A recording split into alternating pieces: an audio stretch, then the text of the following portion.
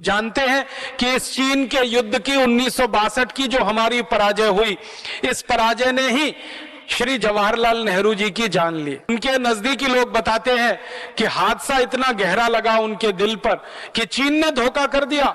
जिस देश पर उन्होंने सबसे ज्यादा भरोसा किया उसने धोखा कर दिया, तो वो बर्दाश्त नहीं कर पाए और 27 मई 1964 को वो स्वर्गवासी हो गए, इस देश को और दुनिया को छोड़कर चले गए।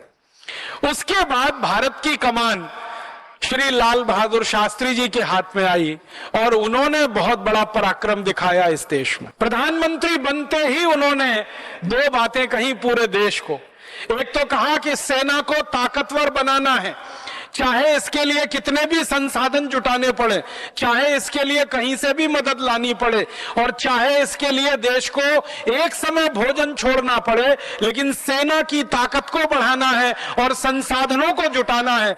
क्योंकि सेना की ताकत अगर कमजोर हुई तो देश के ऊपर फिर कोई विदेशी हमला होगा और फिर हजारों वर्ग मील जमीन हमारे हाथ से जाएगी। तो श्री लाल बहादुर शास्त्री जी ने नीति को उलट दिया। शास्त्री जी के पहले की सरकार की नीति थी सेना पर खर्चा नहीं करना, युद्ध के सामान का उत्पादन नहीं करना, हथियार नहीं बनाने, कि सेना के ऊपर ही सबसे ज्यादा खर्चा करना है और युद्ध के हथियारों के ऊपर खर्चा बढ़ाना है और जो कारखाने बंद कराए गए हैं उनको फिर से उत्पादन में लगाना है। भारत के इतिहास में वो पहले और आखिरी प्रधानमंत्री हैं जिन्होंने बजट का 25% हिस्सा सेना के लिए आवंटित किया।